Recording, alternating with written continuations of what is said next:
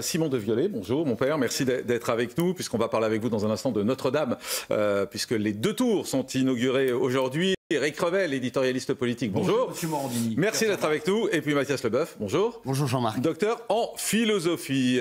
Dans un instant, on va revenir sur toute l'actualité dure du jour. C'est Tourcoing, c'est la Seine-sur-Mer.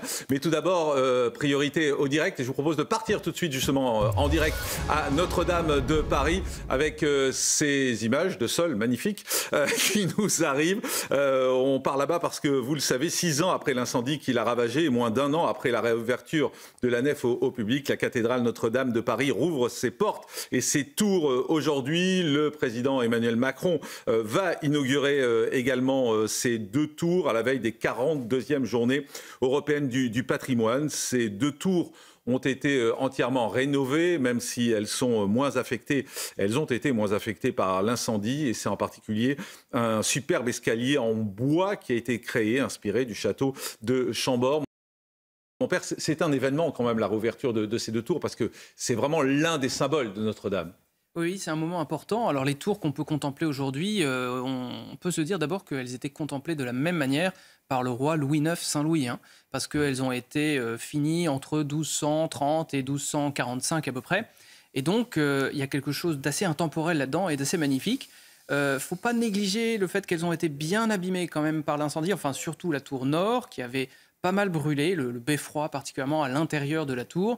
Et donc, il y a eu un vrai péril. Je me souviens du responsable de la force des pompiers de ce soir-là qui expliquait qu'on était passé à 1 demi-heure de l'effondrement de la tour nord quand même, qui aurait bien sûr emporté toute la façade avec elle. Donc, c'est vraiment quasiment un miracle de pouvoir retrouver ces tours complètement préservées et restaurées, restituées aussi en grande partie, avec tout un parcours pédagogique qui permettra d'en profiter pleinement. Et c'est vrai qu'il y a ce fameux escalier, on parle beaucoup de cet escalier qui a été construit. Alors j'ai pris quelques chiffres, 178 marches, 21 mètres de haut, 20 tonnes. Il est composé d'un peu plus de 1200 pièces en chêne massif. C'est formidable ce qui a été fait. C'est un travail d'artiste incroyable. Oui, et ça a été fait par les monuments historiques et c'est quelque chose d'assez admirable. Bien sûr, on pense en effet à Chambord, cet escalier dont on dit que peut-être Léonard de Vinci aurait été l'auteur, cet escalier mystérieux et qui permettait de monter et de descendre sans se croiser. Donc là, c'est à la fois très contemporain parce que ça vient d'être fait, inventé, préparé pour l'occasion. Et on va pouvoir y monter comme visiteur. Alors il y a 424 marches dans l'ensemble des tours, donc ça fait quand même, faut avoir un bon souffle. Mais cet escalier, je pense que fera partie du clou du spectacle. Oui, on voit là quelques images justement de la construction de cet escalier. Christine Kelly, c'est vrai que c'est un événement, la réouverture de ces 2 tours, parce que les Français ont tellement été bouleversés par cet incendie. Ils étaient tellement présents quand la nef a réouvert, c'était il y a un peu moins d'1 an. Et cette fois, la réouverture de ces 2 tours est un vrai événement. D'ailleurs, Emmanuel Macron, qui est en retard comme d'habitude, mais va inaugurer dans les minutes qui viennent, a priori, ces deux tours. 15 avril 2019, effectivement, personne n'oublie cet événement lorsque Notre-Dame est en feu. Et c'est vrai que c'est important de montrer que notre patrimoine, tout simplement, et notre patrimoine religieux est important. Et c'est l'un des monuments le plus visités en France. Notre-Dame, c'est le monument le plus visité à Paris. Et c'est important, effectivement, que le président de la République vienne saluer la réouverture de ces 2 tours. Rappelons que s'il n'y avait pas, j'exagère un petit peu, mais s'il n'y avait pas la venue la dernière fois de Donald Trump qui avait quitté les États-Unis, même pas encore investi, et pour arriver et pour montrer l'importance que représente Notre-Dame, je pense que on n'aurait pas eu ce gros coup de projecteur qu'on avait eu la dernière fois lors de la réouverture de Notre-Dame. Et mon père, je ne sais pas si vous êtes d'accord avec moi, mais j'ai le sentiment qu'en fait Notre-Dame a changé un peu de place dans le cœur des Français. C'est-à-dire que les Français aimaient Notre-Dame, mais c'est comme ce qu'on a l'habitude de voir en permanence, c'est-à-dire on y faisait un peu moins attention. Alors on ne peut pas dire que c'est les bénéfices de l'incendie, mais c'est vrai que le fait qu'il y ait eu cet incendie, tout à coup les Français se sont dit mais on a quelque chose de formidable chez nous, on a quelque chose de magnifique. Ça a encore plus de valeur, je trouve, dans le cœur des Français aujourd'hui. C'est très vrai de parler de coup de projecteur. Alors Notre-Dame était quand même très, très aimée des Français quand même avant. Bien sûr, pas seulement depuis le roman de Victor Hugo en 1831, mais bien avant déjà. Il y avait, je crois, entre 11 et 13 millions de touristes par an avant l'incendie. C'est quand même beaucoup. Donc, elle avait une place considérable. Mais là, c'est vrai que la lumière du feu d'avril 2019 a aussi remis un peu en valeur, au moins ce rapport affectif, patrimonial, qu'on peut avoir avec ce monument qui est tellement central dans l'histoire de France. et pas seulement de Paris, bien sûr. Effectivement, et 5 ans de travaux pour arriver à ce résultat, pour arriver à la nef qui a été entièrement restaurée, et puis également à ces 2 tours. Regardez, on replonge un instant sur ces 5 ans de travaux. C'était une cathédrale en flammes, ravagée par l'incendie, détruisant sa flèche qui s'effondrait sous nos yeux. Il aura fallu 5 ans pour que Notre-Dame renaisse de ses cendres. Une promesse faite par Emmanuel Macron au lendemain de l'incendie en avril 2019. Ces dernières années, c'est un chantier colossal auquel se sont attelés plusieurs centaines d'artisans de différents corps de métier. Le chantier du siècle qui se sera déroulé en plusieurs étapes. La première consacrée à la sécurisation et la consolidation du monument, avec notamment la dépose de l'échafaudage qui était en cours d'installation au moment du drame. Dès lors, c'est une véritable course contre la montre qui s'engage pour reconstruire dans les temps une bâtisse de plus de 850 ans et permettre de rouvrir désormais fin 2024. En février, la flèche reconstruite à l'identique et recouverte de plomb se dresse de nouveau à 96 mètres de hauteur. Surplombé par une autre pièce emblématique de la cathédrale, le coq de Notre-Dame de Paris est acheminé avec une grue jusqu'en haut de la nouvelle flèche. Enfin, en novembre, la cathédrale a retrouvé ses 8 cloches. Un chantier réussi, grâce à près d'1 milliard d'euros de promesses de dons venus du monde entier.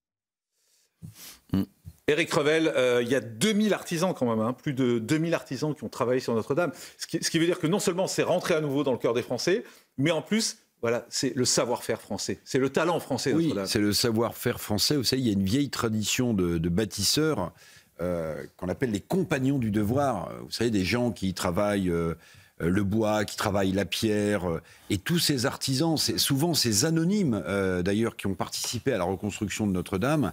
Moi, j'ai une admiration folle. Et puis, j'aimerais vous dire quelque chose, mon père, c'est que j'ai beaucoup aimé quand vous avez expliqué que ces 2 tours, finalement, les gens qui vivaient au XIIe siècle, ils les ont vus. Et pourquoi je vous dis ça ? Parce qu'à un moment donné où notre culture est tellement challengée, moi, quand je retourne dans mon village, ce que j'aime entendre, c'est les cloches. Vous savez pourquoi ? Parce que c'est un lien, j'allais dire charnel, avec mes grands-parents et mes arrière-grands-parents. Vous voyez ? Et notamment ma grand-mère qui était très pieuse. Mais c'est important, il faut préserver ce patrimoine. 1163, la première pierre par Maurice de Sully, l'évêque. Vous voyez, 1163, on est au XIIe siècle.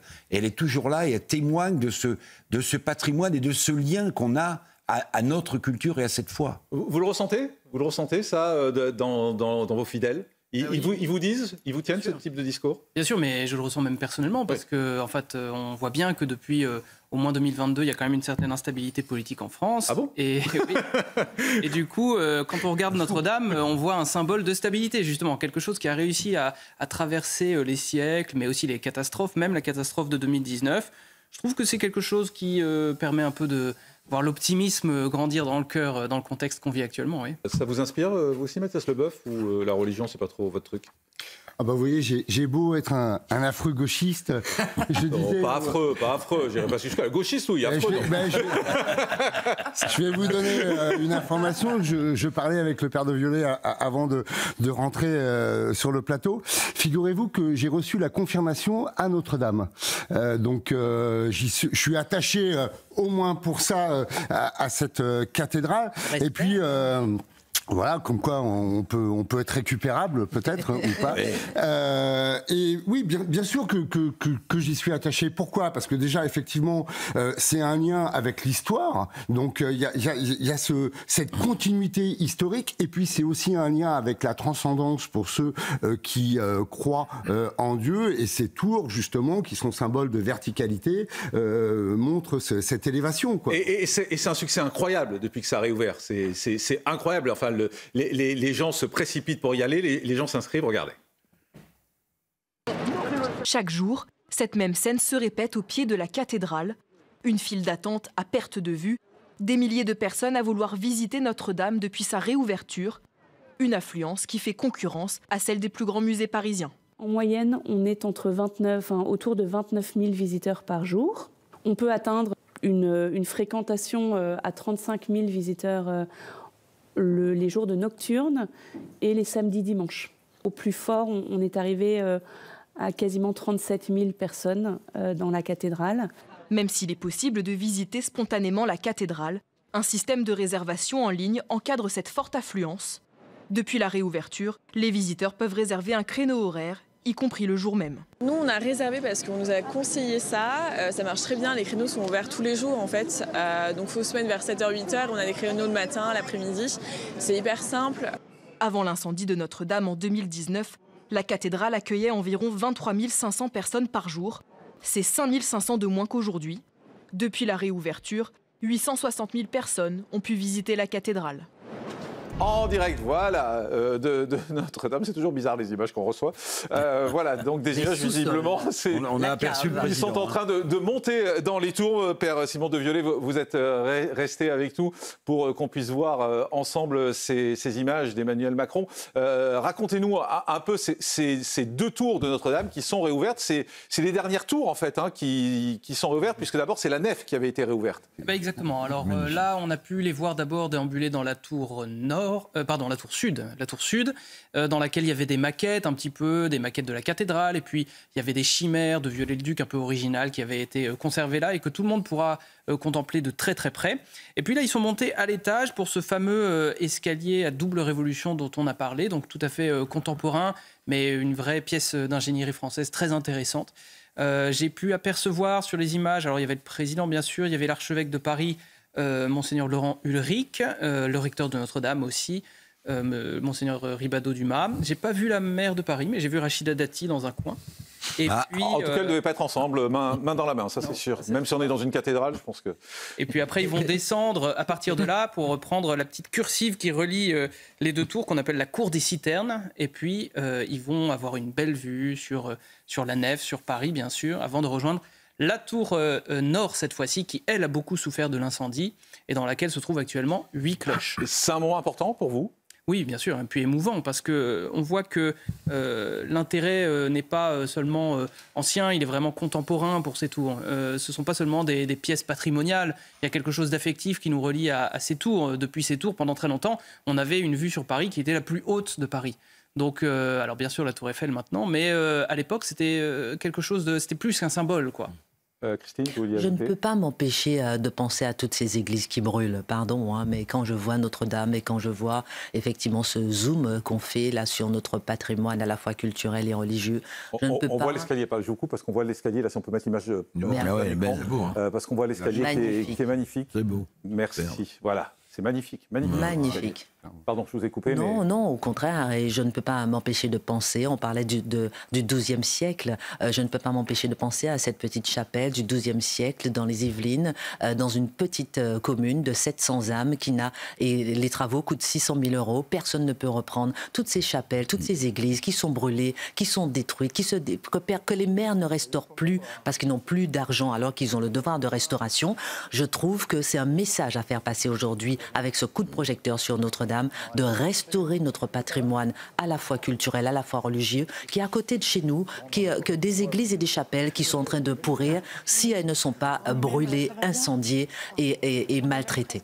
Et c'est pour ça que tout à l'heure, d'ailleurs, on a montré un reportage sur la Dordogne où il y a une petite église qui date du XIIe siècle, qui est inscrite au patrimoine et qui menace de s'effondrer. Et c'est pour ça qu'on a montré ça tout à l'heure, profitant justement de ce coup de projecteur. Le patrimoine est en danger, mon père ?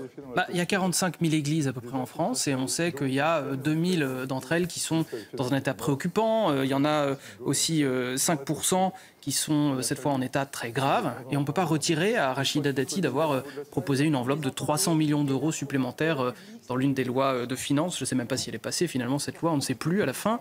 Mais en tout cas, c'était une préoccupation qui était partagée et je pense que tous les Français la partagent. Effectivement. On a revu, juste pardon, parce qu'on a revu l'image de l'escalier, on peut peut-être dire un mot sur cet escalier qu'on a revu, on l'a revu il y a quelques instants. C'est un escalier qui est finalement le reflet du savoir-faire français. Anne Hidalgo, là. Tout à fait. Alors sans être ingénieur, je peux admirer cet escalier et tous les Français pourront bientôt le faire.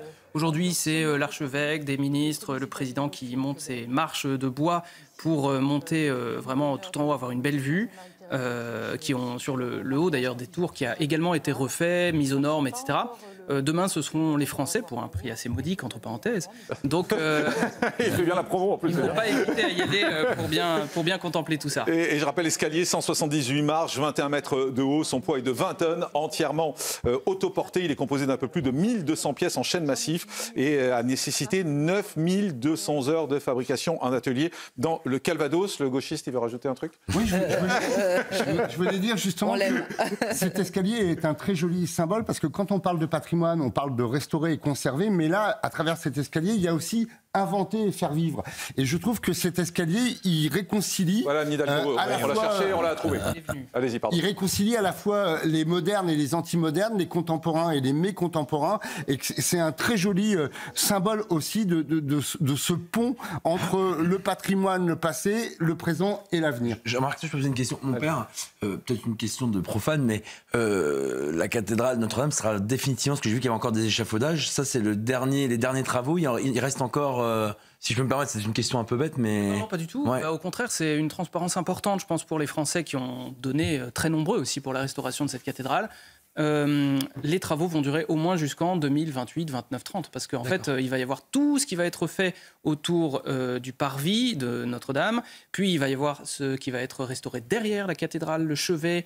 Il y a encore beaucoup de travail. Donc des échafaudages, on va en voir assez longtemps. Actuellement, ils sont en train d'être déposés autour de la flèche. On a pu reparaître les différentes statues, dont celle de Viollet-le-Duc.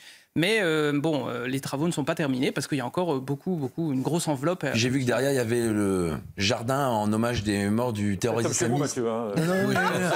C'est Mathieu Live.